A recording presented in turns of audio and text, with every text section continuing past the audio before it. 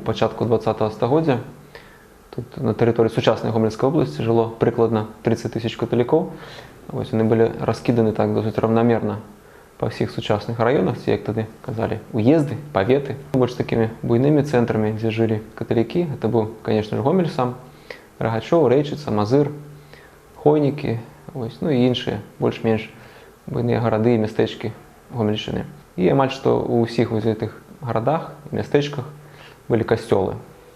Вось. Таксама трэба сказаць, што шмат касцёлаў было і на вёсцы. Напрыклад, у Веткаўскім раёне сучасным была такая вёска Родні-Шляхіна. На жаль, цяпер яна ўжо выселена, бо радыяцыя. Там быў касцёл. У Брагінскім раёне была вёска Астрагляда, альбо Астраглядавіча, старая назва. Таксама там быў касцёл. У Антушах Жлобінскага раёна і гэтак далей, гэтак далей. Прыкладна можна меркаваць, так каля 20-25 касцёлаў і капліц існавала на тэрыторыі сучаснай Гомельскай вобласці. У 1917 годзе, калі пачалася рэвалюцыя, вось бальшавікі, якія прыйшлі да ўлады, яны, конечно ж, ураўнялі у правах усе цэркві, усе канфесіі. Усе яны былі аддзелены ад дзяржавы, пазбаўлены былі ўсялякай дзяржаўнай падтрымкі. Вось, і гэта ўсё каснулася таксама ж і каталікоў. Першая такая акцыя, досыць агрэсіўная з боку савецкай улады, бальшавіцкай улады ў адносінах да царквы і да каталіцкай царквы. Это канфіскацыя касцёльных каштоўнасцяў. Яна адбылася ў 1922 годзе. Лічылася, што гэтыя касцёльныя каштоўнасці яны пойдуць на дапамогу галадаючым. Справа ў тым, што ў 2020-2021 годзе амаль што па ўсёй савецкай Расіі пачаўся голад.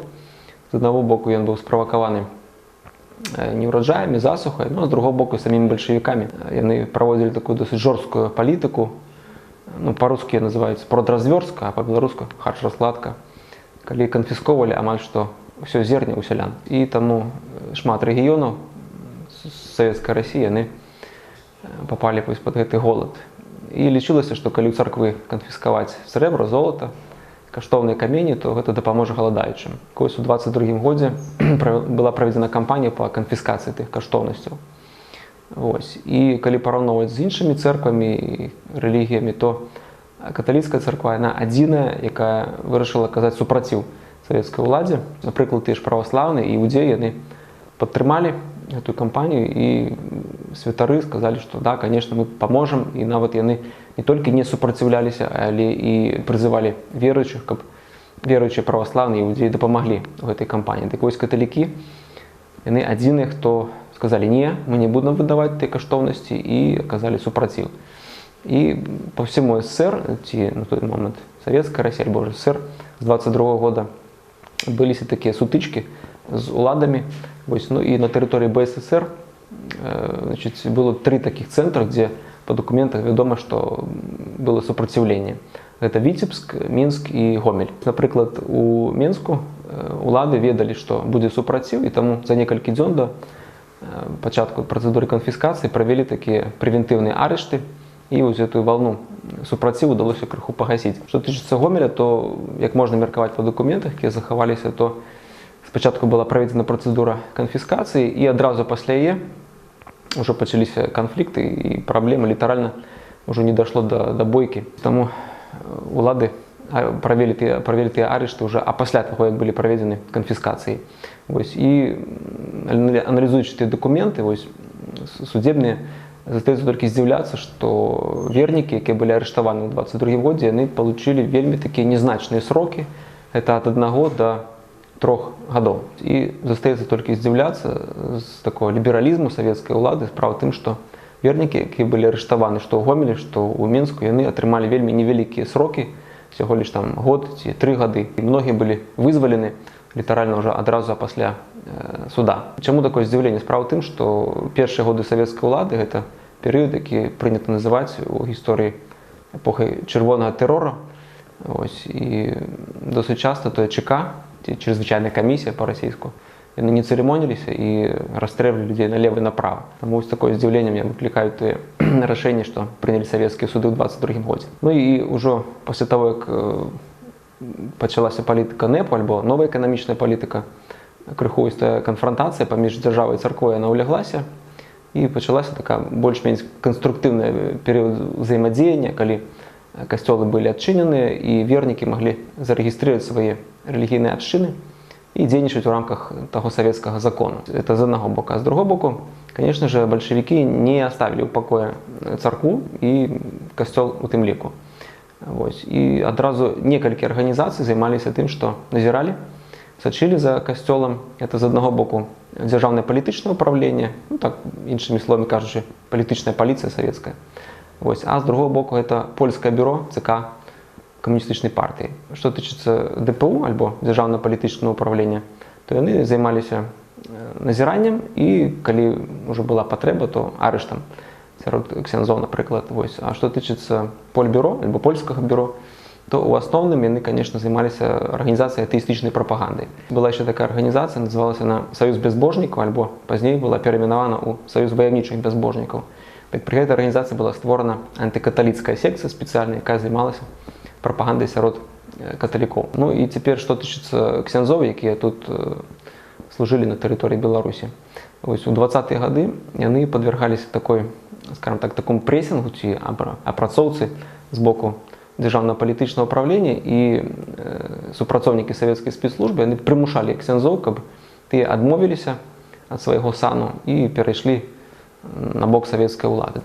Некалькі ксяндзоў яны паддаліся той апрацоўцы, і, напрыклад, быў такі ксёндз Уладзіслаў Хршчановіч, ён не толькі адмовіўся ад сана ксяндза, а нават і пайшоў на службу да бальшавікоў і заняўся атэістычнай прапагандай. Это такі незвычайны, рэдкі выпадак. Ён ездзіў па вёсках, па гарадах БССР і агітаваў супраць касцёла, уже будучы свецкім чалавекам. І яшчэ адзін такі ксёндз, падобны да яго, гэта мазырскі ксёндз Александр Сак. Тут крыху складанейшая была справа. Справа тым, што ён быў спачатку паклоннік, так скажем, беларускамоўнага набажэнства. Спачатку 20-го стагоддзя у каталіцкім касцёле з'явілася такая беларуская плынь, она вельмі такая незначная была, але ж тым не менш.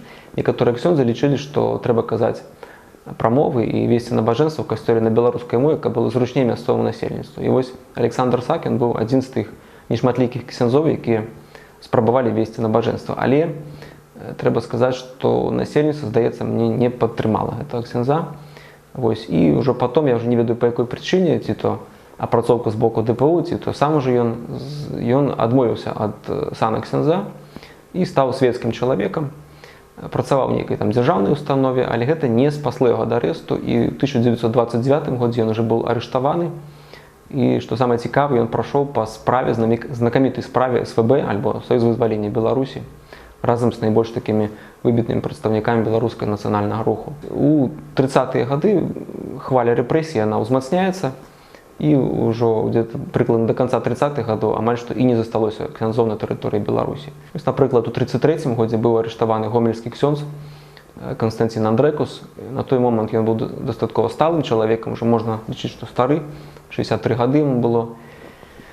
І абвінавацілі яго ў тым, што ён быў адным са стваральнікаў тэрарыстычнай шпіёнскай контррэвалюцыйнай арганізацыі, якая называлася ПАВ, польская арганізацыя вайскова. І ўжо асудзілі яго на 10 гадоў папраўча-трудавых лагероў. Мне здаецца, што ён быў ужо ў такім стане досыць цяжкім, таму, магчыма, і не разумеў нават, што ён, якія дакументы ён падпісвае і ў чым яго абвінавачваюць. Наступны ксёндз Уладзіслаў Кунда, ён быў арыштаваны ў 34-м годзе, а следства вялося ў 35-м. Ён адразу ж сказаў, што ў ніякай контррэвалюцыйнай арганізацыі я не састаяў, нічога я не прызнаю, і ніякім шпіёнам я не быў. Таксама быў ён асуджаны на 8 гадоў савецкіх лагероў. І апошні гомельскі ксёндз быў арыштаваны ў 1937 годзе ў разгар рэпрэсій. Это Франц Чырскі. Ён прыехаў сюды да нас на Беларусь з Украіны і праслужыў у Гомелі літаральна паўгады. І быў арыштаваны. Калі параўноўваць тыя справы, першую 33-го года, калі арыштавалі Андрекуса, другую 34-35 года, калі арыштавалі Уладзіслава Кунда, і апошнюю 37-ю, то відавочна, што памер тых справ ён вельмі змяншаецца. Першая справа была велізарная колькасць тамоў. Следчыя праводзілі велізарную колькасць допытаў, Ось. Другая справа, там всего лишь 3 тамы были, причем первые 2 такие толстенькие, а ось третий уже невеличкий. И что тычыцца апошняй справы 37-го года, когда арыштавалі Чырскага, это была невеличкая такая брошюрка, там литерально несколько десятков уже сторонок было. Это протокол на постанова на арышт, протокол в обыску, 1-2 допыты и уже решение об расстреле этого человека. Вот так закончилась история гомельских ксяндзов в 1937 году. На жаль. Що тычыцца касцёлу, то тут было так само цікаво. Ось, ну, я уже сказал, что первый раз касцёлы сутыкнулись с агрессией с боку советской влады у 22 году. Ось, и коли конфисковали касцёльные каштовности. Ось, треба вспомнить, что же это были за такие каштовности. Заховался документ про Речевский костел, там невеличка такая невеличкий опис, в яким перелічені були предмети, які були забрані в тим костелі. Ось це всього лиш навсього 5 невеличких таких сребних пластинок. 4 з них були у формі серця, невеличкого такого чоловічого, і одна пластинка у формі чоловічої ноги. Справа в тим, що ось коли побывать у старых католических костелах, то можно бачить, что просто на стенах, каля иконов, висит такая вот безліч таких невеличких сребных пластинок с выявами сердца, альбо той же ноги, руки. Это так званые вативные предметы, альбо воты, ось от латинского слова вотум, что значит ахвяра, жадание. Справа в тем, что коли верник захворел, ось, например, на то же сердце, то он приносит так званую ось ахвяру у костел в виде этой невеличкой сребной пластинки, альбо уже после того, как хвороба отступила, он выказывает подяку Богу такой ахвярой. Ось у Речевском костеле всего было навсего 5 таких пластинок, и влады их отобрали. Что тычыцца іншых костелов, то подробязных описов не заховалось, и можно только здогадываться, что там яны отобрали. И у 28-29 году снова влады приступили до костелов. На этот раз уже яны хотели их закрывать и перебудовывать, переобсталёвать под свои потребы. Одна из таких первых кампаний, это была кампания по закрытию костела у вёсцы Рудні Шляхіна Веткаўскага района. Ось мясцовыя вернікі досыць энергічна супраціўляліся, яны написали вельмі шмат скаргаў во все, какие можно было органы, там и в прокуратуру, и в Верховный Совет. И кончилось тем, что 2 наибольш активных верников попросту арестовали и отправили в лагеры. Ну и, ведомо, что костел был отобран. В 29 году эта кампания уже становится такой массовой, и колькость костелов литерально уже зменшается до 2-3 одинок, те, что дзейнічалі на территории сучасной Гомельщины. Самый цікавый лёс это Гомельского костела. Там вельмі шмат плямаў белых і пытанняў застаецца невядомых, калі ж все-таки он был узорваны той костел. До сей поры, вось сколько працаў в архивах, так и не удалось знайти документов, яким было б написано, что в таким-то годе принято решение, например, горсоветом знести костел. Тому приходится грунтоваться уже на успоминах сталых гомельчан альбо верников. И тут человечья память, она такая крыху ненадейная. Одни кажут, что он был взорван в 1937 году, другие кажут, что в 1938, третьи, что в 1939. Тому до сей поры докладно высветлить не удалось. Калі все-таки это отбылось. Ну, ведомо, что костел стоял на сучасной площади Ленина, ось, прикладно там, где сучасный проспект Ленина и ближей туди крыху до фонтана. Ось, ведомо, что зараз його нема. Так само про этот костел треба сказать, что им была вялізная библиотека. У середине 30-х годов советские влады зробили такие обзор этой библиотеки, проверили, что ж там робится. И налічили больше за 5000 томов. Это досить великая колькость для библиотеки того часу. Эта литература была амаль что вся на польской мове. Частково она была призначена для костельных потребов, а частково это была такая польская патриотичная литература, выдаденная и на территории былой Российской империи, и на территории Польши, и нават за океаном в Америке. И влады полічили, что эта библиотека, она контрреволюційная по зместу, и тому книги те были конфискованы, и где они поделись до сего часу неведомо. Ну, можно мерковать, что они были знищены, потому что библиотеки нема по факту. Что тычыцца іншых костелов, то их лёс так само был незавидный. Например, ось у Чечерску был костел, и там отбылся пожар в 1930 году. Так ось по советских законах костел был застрахованы. И верники повинны были отрымать страховку грошима каб правесці ремонт. Але мясцовыя ўлады забаранілі выдаваць вернікам тую страхоўку, і у рэзалюцыі было напісана, што гэтыя грошы трэба будзе выкарыстоўваць для нейкіх там культурных патрэбаў. Канкрэтна я ўжо не ведаю, што яны там рабілі, ці то можа школу будавалі, ці бальніцу, але вернікі так грошай не атрымалі. І касцёл у Рэчыцы ці ў Чечерску ён зараз не існуе. Што тычыцца іншых касцёлаў, то яны былі зачыненыя на працягу дзе-то з 29-го года і ў 30-х і пераабсталяваны пад савецкія патрэбы. Гэта альбо школа, альбо бальніца, альбо склад. Напрыклад, у Рэчыцкім касцёле апошнія гады ўжо савецкай улады існаваў вітамінны бар. Некаторыя былі з іх разабраны і, значыць, з бярвення ўжо будавалі тое, што было патрэбна мясцовай уладзе, напрыклад, тую ж школу. І ў 41-м годзе, калі пачалася вайна, карэнным чынам змянілася становішча царквы. У цэлым это і праваслаўнай, і каталіцкай царквы.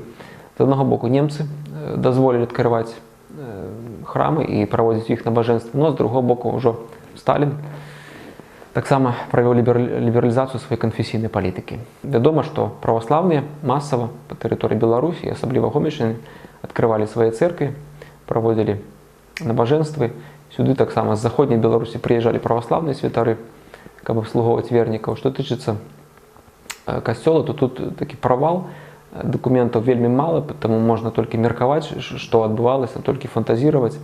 І калі ўжо ў 44-43 годзе савецкая ўлада вярнулася, то адбываецца дзіўная такая сітуацыя. Новая ўлада савецкая, яна дазваляе дзейнічаць праваслаўным цэрквам, дазваляе дзейнічаць старабрядніцкім цэрквам, пратэстанцы таксама рэгіструюць свае рэлігійныя грамады.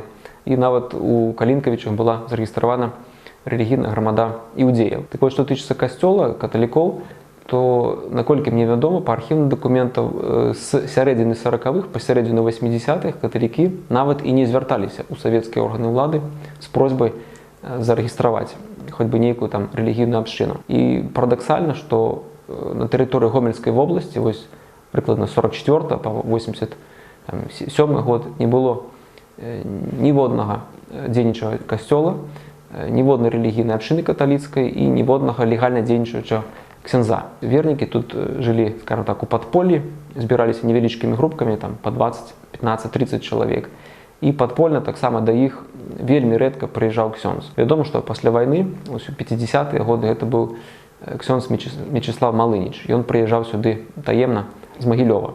Але ўжо пасля, як яго арыштавалі, ўжо і не было тут нават і такога ксёндза. Таму вернікі, якія жадалі ахрысціць сваіх дзетак, яны былі павінны ездзіць ажно ў Вільню, альбо куды бліжэй тут у Пінск. Так, эта жизнь катакомбная ці падпольная, яна працягвалася амаль да сярэдзіны 80-х гадоў. І ўжо падчас гарбачоўскай перабудовы яны быццам бы так абудзіліся і пачалі пісаць заявы на мясцовыя органы ўлады, каб дазволілі ім зарэгістраваць рэлігійную абшчыну каталіцкую і вярнуць хаця бы адзін касцёл. Дык вось, где-то з 87 по 89 год улады раз за разам адказвалі, якія там прычыны знаходзілі, што гэта немагчыма, і толькі ў 89-90 годзе гэтая справа яна крыху пачала рухацца. Справа ў тым, што прыехаў з Польшы сюды ксёндз, яго звалі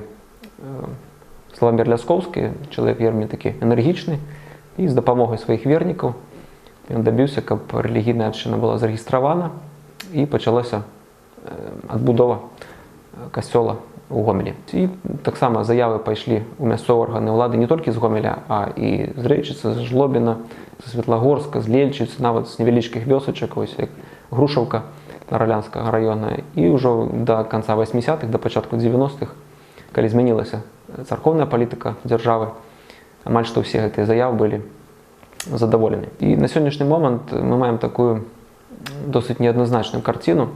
Справа ў тым, што значная частка касцёлаў, якія існавалі тут, яна страчана, яны былі разбураны. Штосьці згарэла падчас вайны, штосьці бальшавікі разабралі. Напрыклад, не існуе касцёл у Чечерску, не існуе касцёл у вёсцы Астрагляды Брагінскага раёна. З другого боку, што добрага, то што пачалося будаўніцтва новых касцёлаў. Ну і самы такі яскравы прыклад — это касцёл у Гомелі, які пабудаваны на вуліцы Савецкай. Ну і такім чынам гісторыя каталікоў на Гомельшчыне на працягу 20-го стагоддзя — это такая незвычайная гісторыя, калі яны досыць актыўна дзейнічалі, існавалі па ўсёй Гомельскай обласці. Потым быў перыяд такога падпольнага існавання, і ўжо ўлады амаль што і лічылі, што няма тых каталікоў, і ў сваіх справаздачах на супраціў, напрыклад, графы, дзе была прапісана колькасць каталіцкіх там рэлігійных абшчынаў ці касцёлаў, ужо звычайна ставілі нолік, нолік, нолік, яны ўжо прывыклі да гэта, і тут вось так адбылася, быццам бы фенікс з попелу. Гэтая каталіцкая грамада ў канцы 80-х гадоў 20-го стагоддзя яна адрадзілася і існуе, развіваецца па сей час.